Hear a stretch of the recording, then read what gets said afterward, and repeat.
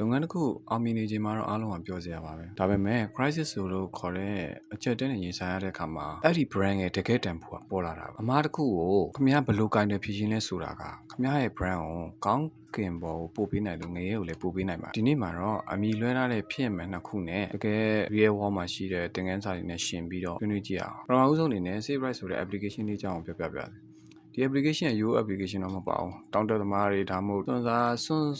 စားလောက်ရတော့ဝါနာပါတဲ့လူတွေအနေနဲ့သုံးတဲ့ application မျိုးပါသူကဖုန်းလိုင်းတွေမရှိတဲ့နေရာမှာတော့ဂျူတူစနစ်နဲ့အရေးပေါ်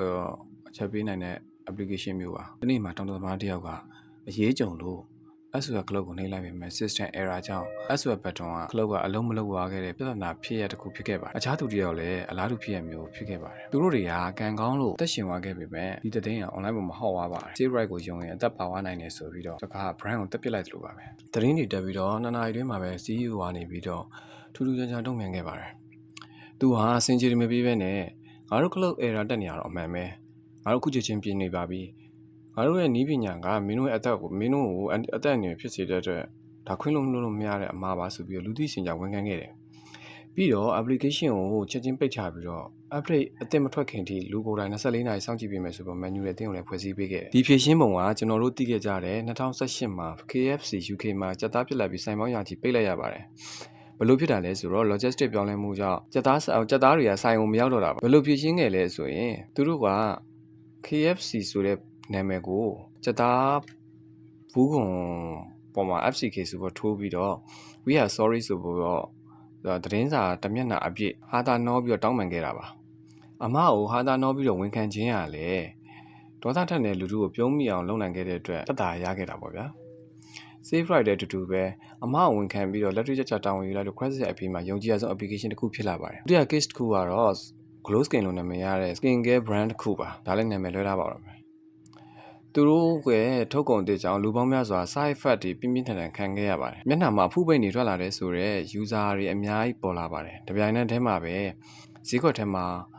အတုတွေပြန့်နှံ့နေတဲ့ဆိုတဲ့သတင်းကလည်းချက်ချင်းထွက်လာပါတယ်သူတို့ရွေးချယ်ခဲ့တဲ့လမ်းကတော့ Save Right နဲ့လုံးဝဆန့်ကျင်ဘက်ပါပဲပထမဆုံးထွက်လာ Glow Skin ဘက်ကနေပြီးပထမဆုံးထွက်လာခဲ့တဲ့စကားက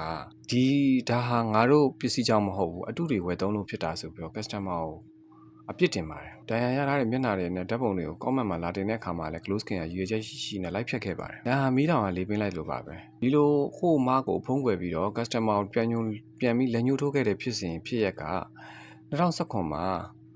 United Airlines ရဲ့ CEO လုပ်ခဲ့တဲ့အမှားနဲ့လည်းဆင်တူပါတယ်။ဝန်ထမ်းတွေနေရာပေးဖို့အတွက်ဆိုပြီးတော့ခီးတဲ့ကိုအတင်းဆွဲချရမှာခီးတဲ့ဒဏ်ရာရရှိခဲ့ပါတယ်။ CEO ရဲ့ပထမဆုံးထုတ်ပြန်ခဲ့ရတော့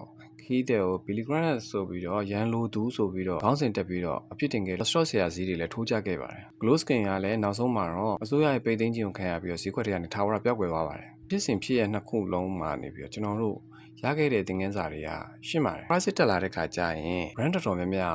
ကမိမိရဲ့ဂုဏ်သိက္ခာကိုကာကွယ်ဖို့အတွက်ကြိုးစားရင်းနဲ့ customer ရဲ့ယုံကြည်မှုကိုဖျက်ဆီးမိတတ်သွားကြတယ်တကယ်တမ်းကျတော့ crisis marketing ဆိုတာကပြဿနာကိုဖုံးကွယ်ဖို့နီးလန်းရှာတာမဟုတ်ဘဲနဲ့ပြဿနာထဲမှာကိုယ့်ရဲ့ brand ရဲ့တန်ဖိုးကိုတက်တည်ပြရမယ့်အချိန်မှာခင်ဗျားမှာ Save Right လိုမျိုးအမှားဝန်ခံနိုင်ရတဲ့တတိရှိရင်အကြက်တဲရလဲခွင့်ရဖြစ်လာပါလိမ့်မယ်ဒါပေမဲ့ Glow Skin လိုမျိုးကိုကာကွယ်ဖို့ပဲကြိုးစားနေမယ်ဆိုရင်တော့ခမရဲ့လုပ်ငန်းကနောက်ဆုံးစာမျက်နှာဖြစ်သွားနိုင်ပါတယ်။ဒါကြောင့်ရေးကြုံလိုက်ကိုပြန်မေးကြည့်ပါ။ငါဟာငါကာကွယ်မှာလား။ငါကိုယုံကြည်ရတဲ့လူတွေကိုကာကွယ်မှာလားဆိုတာပါပဲ။ဒီဗီဒီယိုလေးကနေပြီးတော့ခမတို့အတွက်တစုံတရာအကျိုးရှိသွားလိမ့်မယ်လို့ယုံကြည်ပါတယ်။ခမတို့ရောဒီဖြစ်စဉ်ဖြစ်ရက်ကနေပြီးတော့ဘယ်ဟာသင်ခန်းစာရစေလဲခမတို့ရဲ့အမြင်ကိုလည်း comment ထဲမှာရေးသွားပေးခဲ့ပါဦး။ကျေးဇူးများကြီးတင်ပါတယ်